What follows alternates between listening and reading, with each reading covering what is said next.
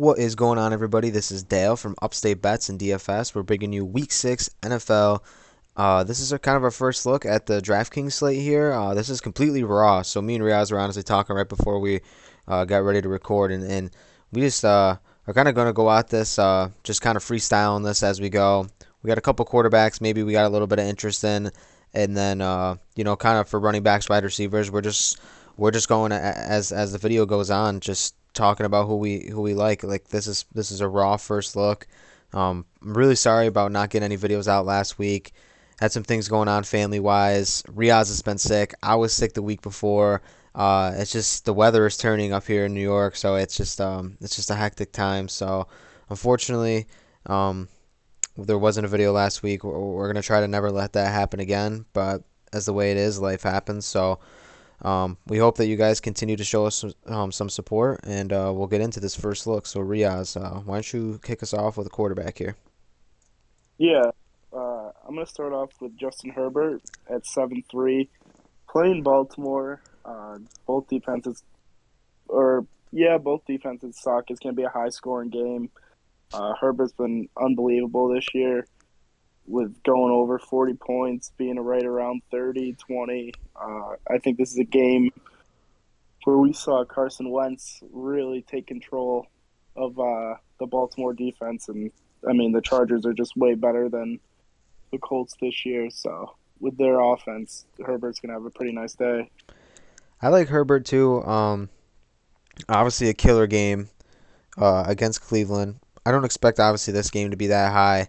I'm not sure what the total is on that game exactly, but we do have Lamar Jackson right around the same price as Herbert too. Obviously, I like Jackson as well. He had a tremendous game. Um, Obviously, he can do it with his legs. He didn't even run one in the end zone, so he had 4 touchdowns passing. Obviously, went to overtime, so we got one right at the end. But 45 fantasy points definitely cannot be ignored. Mahomes at the top of the slate. We know their defense is it might be historically bad at this point. It's frustrating to watch because I know Kansas City was coming into the year as a Super Bowl favorite again for the third year in a row, and this is just it sucks to see him struggle like this. But obviously, there's some Super Bowl fatigue and some hangover there. But either way, their offense is going to be on the field, and they go for it on fourth down. They always convert on third down. I don't have to say much about the Chiefs. Murray at the top right here, 7-9. Had his first bad game. Well, the last two were kind of subpar for Kyler Murray, in my opinion. But I don't think we're ever going to see that 1 yard rushing from him again. Just a tough division game against San Francisco. So I get it, but Cleveland just gave up a gazillion points to the Chargers, and I think that the Cardinals are just as high powered on offense as the Chargers are. I don't think Cleveland's going to give up that many points again. But Murray's definitely an option. Some of the lower price guys, maybe some mid range Riaz. You liking any of these guys? Yeah, like Taylor Heineke playing against the Chiefs. You just said Chiefs are off to a slow start. Their offense is horrible, or their defense is horrible, just like every single year. Heineke's nice. He's got the running aspect to it. He's not that fast, but he is pretty mobile. So he has had over 40 yards rushing in his last 2 games, and a touchdown in one of them as well. So given the dual aspect there, I mean Heineke's a great play at 5'8". Yeah, this Washington offense has been struggling, but in order for them to really stay in this game, he's gonna have to throw the ball probably 50, 45 times. So especially at 5'8", going against a pretty horrible defense, I don't mind Taylor Heineke here. Yeah, I like Heineke. I was on him last week. Obviously, it was disappointing. And I was on him against Atlanta too, and he had a pretty good game. He's got pass catchers now you can pair him up with. Obviously, you're able to hit Terry McLaurin, but I think Curtis Samuel is now active, which is going to be nice. So there's some pass catchers there. Not a super intriguing game in terms of Washington's offense because I don't know. I don't know how much of favorites Kansas City is, but every week they're like 6, 7 point favorites. So I don't know. Um, I don't know. Washington's defense has been disappointing this year too. So we'll see how that one goes. Someone at the bottom here. Um, maybe you can take a stab on is where am I missing him? Oh, someone Daniel Jones, man. He's at 5-5. He's honestly had a quietly really good season for him. He put up 30 fantasy points in week 4 and another 30 fantasy point game in week 2 against the Washington defense in a division game. So the kid plays hard. I like I like his heart, and he definitely had a really good start. He had a rough start to the game against Dallas, but like I said, he plays hard, and he's a better athlete than people give him credit for. And Kadarius Toney looks amazing. So if you compare him up with Toney, who had like almost 200 yards receiving in that Dallas game, which they were down the entire time, so they had to throw, which I get it. But it looks like that's a lot of these games are just high game totals every week, so we're looking to target those. Someone like Drew Lock at the bottom here, Riaz. I think he is the lowest price starter unless Bridgewater is back. Um, Yeah, Bridgewater played last week. okay, yeah. So other than that, there's a couple guys. Stafford's at 6-7 against the Giants. He's a little lower. Prescott, we know what he can do.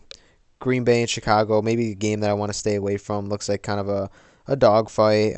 Usually a division game like that is a little low scoring. But other than that, I think we're just gonna hop to running backs here, Riaz.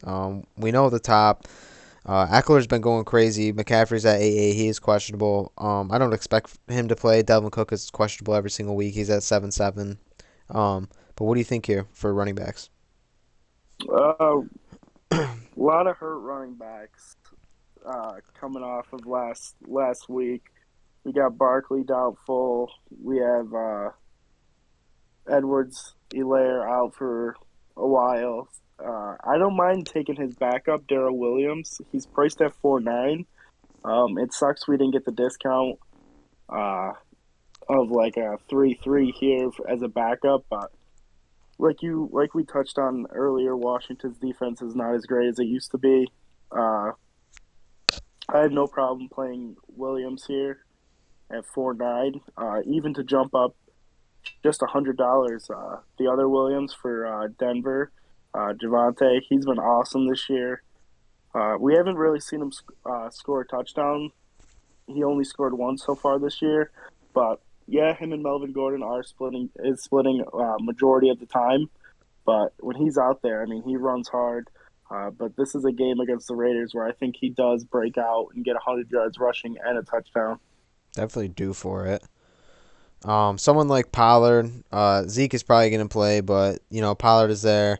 It's a tough New England defense. So we'll see what's going on with that. Madison, at 6-2, he goes crazy when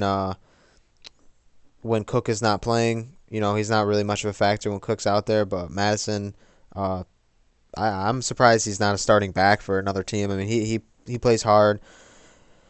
Eckler at the top too. He's been going great.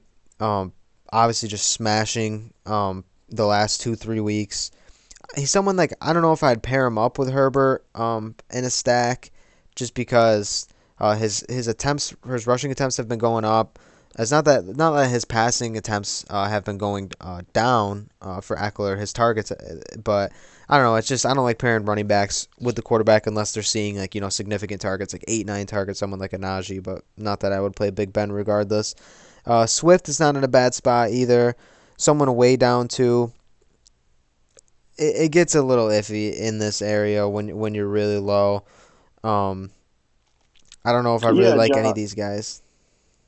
Jonathan Taylor is another guy at 6-6. We're kind of getting that Monday night price cut because they weren't able to adjust his price after his huge game against Baltimore. But it's nice to see him back involved in the passing game. Yeah, he did rip off a 76-yard touchdown in the beginning of the game, so that does help his receiving yards. But Jonathan Taylor's been super steady for the last couple of weeks now, having touchdowns in two of his last three. Started off the season very slow, but it's not like he's playing any slump teams. I mean, he went off against Miami, who's got a pretty good defense. Baltimore's just a good team, even though their defense isn't that great. But At 6'6", I mean, he's a very well priced guy to have 100 yards rushing, 40 yards receiving, and then a touchdown. I mean, at 6'6", it's hard to beat. Yeah, I'm hoping I can, start to see Indy like use him more. Now that they can get him more involved in the pass game, it's nice to see him. It'd be nice to see him at like 6, 7 targets a week, because we know what he can do. After the catch, and he's a good back, man. I mean, it'd be smart for the Colts to get him more involved. But running back this week, obviously there's a lot of questionables. As the week progresses, we'll kind of see who's active, who's in, who's not. Obviously, we like Taylor, who's in a good spot. Mixon's not in a bad spot either. We're waiting for a huge game from him. The Colts look good this year. I mean, the Bengals look good this year, and he had a good week one. And we know that's not even his ceiling. We've seen him go for 30 plus. So waiting for him to have a big one. Not super involved in the passing game, which I'm not a fan of, and his touches have been regressing literally every single game. So he's definitely going to be low owned, but you can take a stab at him as well. So we'll hop over to wide receiver. At the top, Devonta Adams at 9,000. Had a huge game. Um, Obviously, like we know that's expected from him. He is that type of receiver who's gonna break a slate. He has the ability to break a slate every week. 16 targets, 18 targets in week 3. It's common. His touchdowns have regressed since last year at this point, but it's not the point really. He definitely can just get it done with just receiving yards and catches. So Riaz, is there anyone here that you like maybe in the mid range or you want to start at the bottom? Anyone that you're targeting? Just a touch on someone who's the third highest price is Mike Williams. If you're gonna play Herbert, I mean, you kind of have to play Mike Williams. He is Herbert's go-to guy. Uh, every single big play, it goes right to Mike Williams. I mean, he's had an unbelievable season. He's averaging almost 100 yards a game. He has 6 touchdowns. He's got a touchdown almost every single week besides week 4. But other than that, week 5 and 3, he had 2. So, I mean, he's getting into the end zone. And I think this price is going to scare a lot of people away, but I think that's going to be good for us if you pair him up. That we'll have Herbert low owned with Mike Williams pretty low owned. Yeah, solid. You're up there in price at that point. You got Herbert. You got the third highest priced um, wide receiver on the slate. I like Mike Williams here. That anomaly game, week 4. I watched that game. I believe was it Monday night or Thursday night? I know it was a single night game. I can't remember. I believe it was Monday night, I and think it was. that I don't know. It was just the Chargers just got off to a big lead off the rip, and they didn't really need to throw, so it sucks. But I think that game plus the price could scare people away. Someone like Woods at 6-1, someone who is finally getting involved in the offense, saw double-digit targets last game, 150 yards, unbelievable wide receiver. He's going to start getting more targeted. Marquise Brown just had a huge game. We knew this was coming from him. A 2 touchdown game. One of them came in overtime. But 125 yards receiving on 10 targets is awesome. So definitely someone that you can bring back in a stack with Herbert and Williams. Whether you even want to stack Herbert with Keenan Allen, who's a target monster, as someone who's waiting to have a big game too. Has only seen the end zone once this year, unfortunately, but you know Williams is definitely the bigger body, so I can see why they target Williams more in the end zone. Someone lower price Riaz down here. Do you like any of these guys or no? Someone like Rondell Moore is definitely at a discount now, and Rashard Higgins had a decent game. So what do you like down here? Um, I've been looking at Rondell Moore, but he's just way too inconsistent for me to really take a stab at.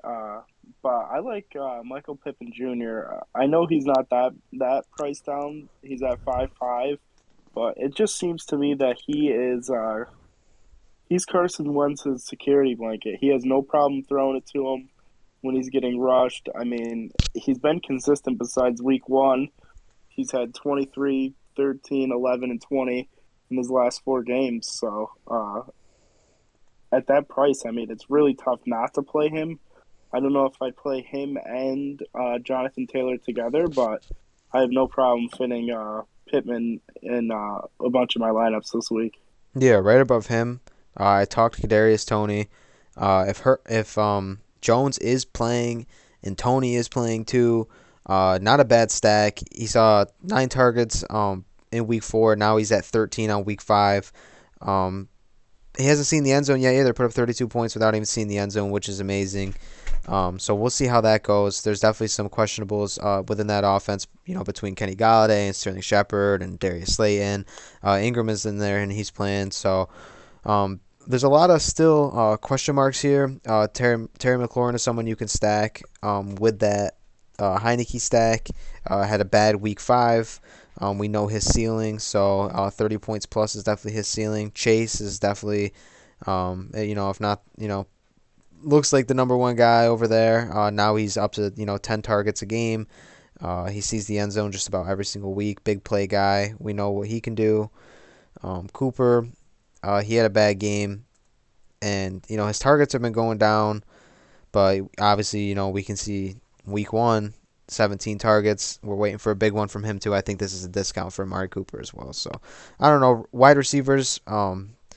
You could talk about them for days. Definitely, there's some at the bottom too, where you can take stabs out. You can take stabs at anyone. You can take a stab at John Ross the third. You can take a stab at someone like Deshaun Jackson. There's people down here that obviously have slate upside, but in terms of just security and how you want to build your lineups, that's completely up to you. So we're gonna move on to tight ends here, and obviously, you got the top, Travis Kelce. He's questionable.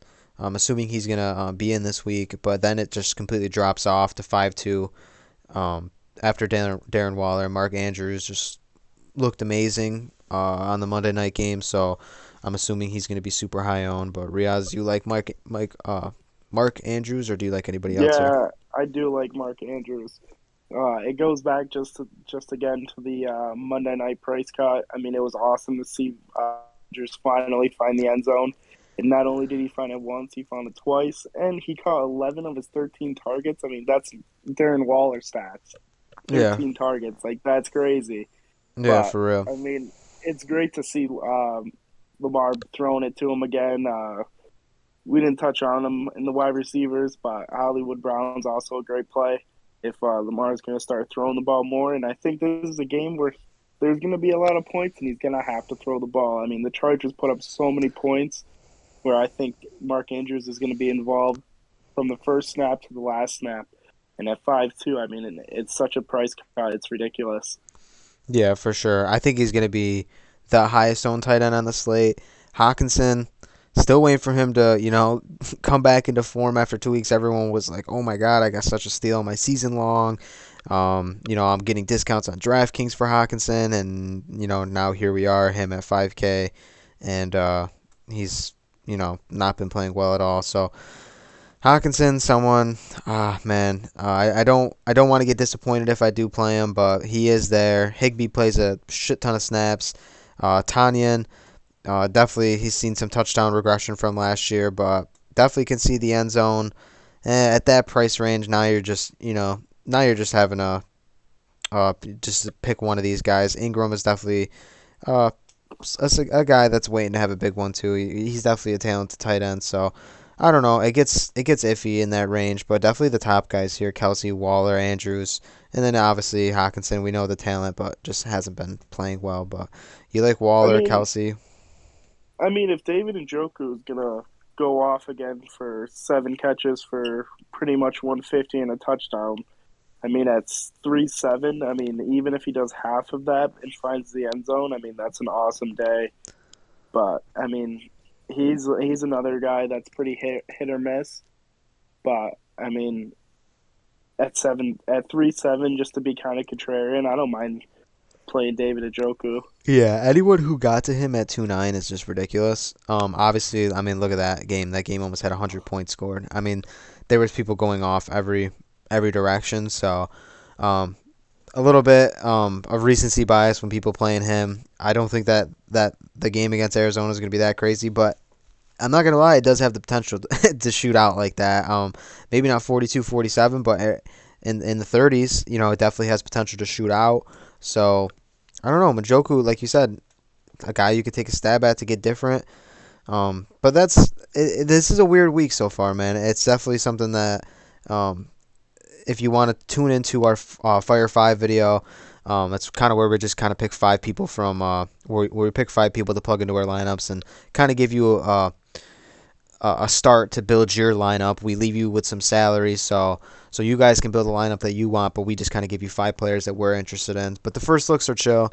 We talk about some players, and we kind of just give you our first thoughts on the slate. So if you want to check out our Prize Picks videos, those videos always do well, and we've been doing well in Prize Picks as well lately. I know Riaz has been doing better than I have, but I'm always one away, man. I got to start playing those flex plays. But if you want to say anything to the viewers, man, go ahead. Yeah, I mean, life does happen, like you said. Unfortunate that we couldn't get any videos out last week, but it happens. I'm sure it won't be the last, but we're gonna try to pump out videos for you guys this week. So be excited. Yeah, I appreciate you guys, man. If you guys could leave a like and subscribe to the channel, let's get this train rolling. We're having a good NFL week so far, and I hope it continues, man. So we'll see you guys in the next video, and peace.